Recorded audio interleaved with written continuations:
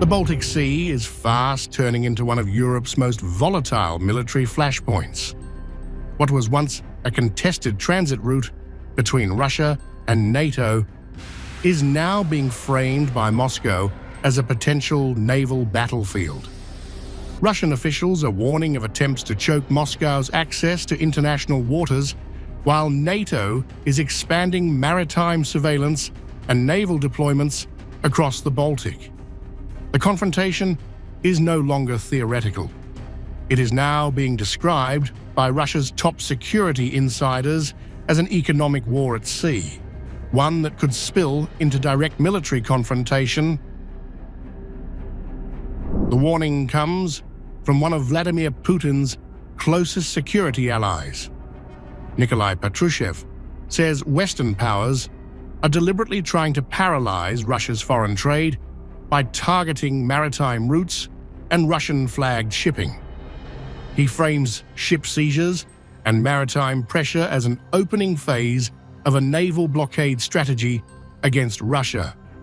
Moscow's response, he says, will not be symbolic diplomacy, but naval force deployed far beyond Russia's immediate coastline. In fact, pirate attacks on Russian maritime trade indicate that Western opponents have decided to strike at one of the most important areas of the Russian economy.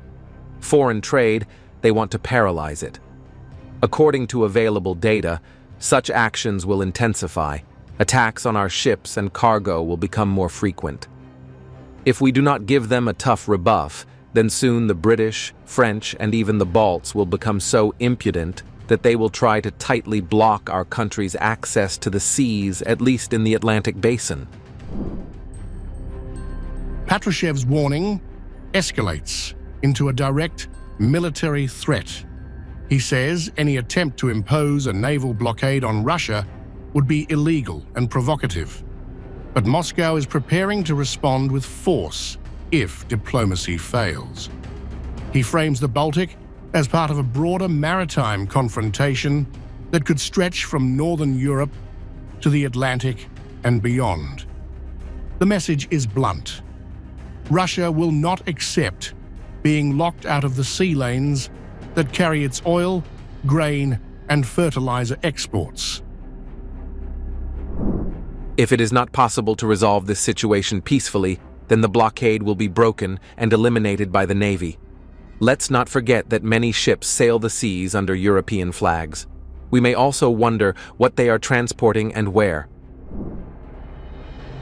Those political warnings are now being backed by military drills on Russia's Baltic coast. Russian coastal missile units in the Kaliningrad region have been training to destroy enemy surface ships using high-speed anti-ship strike systems. The drills focus on rapid deployment, camouflage, electronic launch simulations, and immediate relocation after firing, a tactic designed to evade NATO counterstrikes. These coastal missile systems are designed to turn the narrow Baltic Sea into a kill zone for hostile vessels approaching Russian shores or attempting to enforce maritime pressure.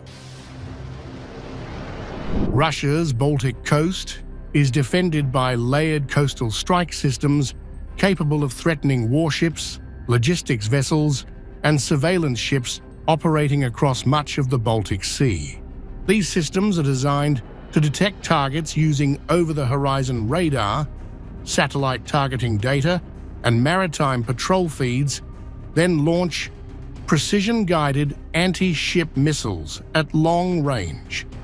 Modern Russian coastal missile units can engage targets hundreds of kilometers away, strike at supersonic speeds, and overwhelm naval defenses through salvo launches. For NATO navies operating in the confined Baltic Sea, these missile batteries turn coastal zones into high-risk kill corridors rather than safe transit routes. The confrontation in the Baltic is now being framed by Moscow as part of a wider naval war posture against NATO. Russia is signaling that future clashes will not be limited to land borders or airspace incidents, but could extend to shipping lanes, ports, and naval task groups.